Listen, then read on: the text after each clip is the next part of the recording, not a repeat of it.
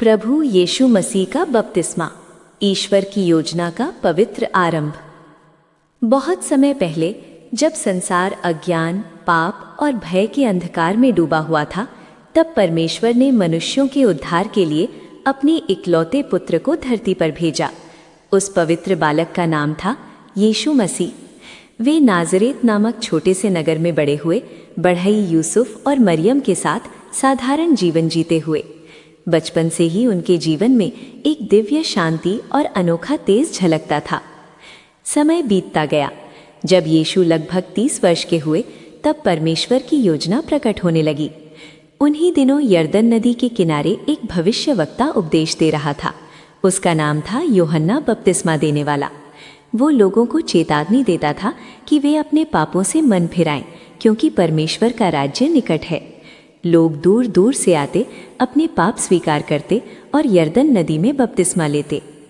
एक दिन शांत और गंभीर मुख के साथ यीशु भी यरदन नदी के किनारे पहुंचे। जब यूहन्ना ने उन्हें देखा तो उसका हृदय कांप उठा। उसने पहचान लिया कि उसके सामने कोई साधारण मनुष्य नहीं, बल्कि स्वयं परमेश्वर का पुत्र खड़ा है। आदर से झुकते हुए उसने कहा, प्रभु, मुझे आपसे बपतिस्मा लेने की आवश्यकता है, फिर आप मेरे पास क्यों आए हैं? यीशु ने कोमल स्वर में उत्तर दिया, ऐसा ही होने दे, क्योंकि हमें इसी प्रकार परमेश्वर की सारी इच्छा पूरी करनी है। यूहन्ना ने आज्ञा मानी। जैसे ही यीशु यरदन नदी में उतरे और जल से बाहर आए, उसी क्षण आकाश खुल गया। एक अलौकिक प्रकाश चारों ओर फैल गया। पवित्र आत्मा कबूतर के रूप में उतरकर यीशु पर ठहर गया और स्वर्ग से एक मधुर गंभीर स्वर गूंज उठा, ये मेरा प्रिय पुत्र है, जिससे मैं अत्यंत प्रसन्न हूँ। उस पल पूरी सृष्टि मानो ठहर गई। पृथ्वी, आकाश और जल सबने मिलकर गवाही दी कि यही वो उद्धार करता है जिसकी प्रतीक्षा युगों से की जा रही थी। बपतिस्मा के बाद यीशु आत्मा की अगुवाई में जंगल की ओर गए, जहाँ उन्होंने 40 दिन उपवास किया। वहाँ शैतान ने उन्हें कई प्रकार से परखने की कोशिश की, पर यीशु ने हर परीक्षा में परमेश्वर के वचन से विजय पाई। उन्होंने दिखाया कि सच्ची शक्ति तलवार या धन में नहीं, बल्कि विश्वास और आज्ञाकारिता में होती है। इसके बाद यीशु ने अपनी सेवाकाई जीवन की शुरुआत की। वे गांव-गांव घूमे, बीमारों को चंगा किया, अंधों को दृष्टि दी, टूटे हुए हृदयों को जोड़ा और पापियों को नया जीवन दिया। उन्होंने प्रेम, क्षमा और दया का संदेश दिया।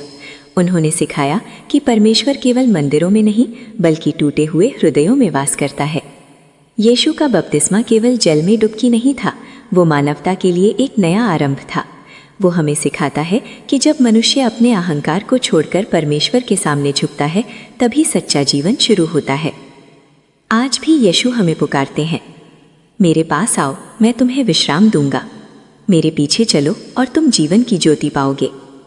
यदि आपको ये पवित्र और प्रेरणादायक कथा अच्छी लगी हो, तो कृपया लाइक ज़रूर करें, ताकि ये संदेश और लोगों तक पहुंच सके। अगर ये कहानी आपके हृदय को छू गई हो, तो कमेंट में आमीन लिखें। आपका एक शब्द किसी और के जीवन में आशा जगा सकता है। और ऐसी ही आत्मिक, प्रेरणादायक और विश्वास से भरी कहानियों के लिए यीशु मसीह कहानी चैनल को सब्सक्राइब करें और बेल आइकन दबाना ना भूलें, ताकि प्रभु का वचन सबसे पहले आप तक पहुंचे। प्रभु यीशु मसीह आप सभी को आशीष दे। आमीन।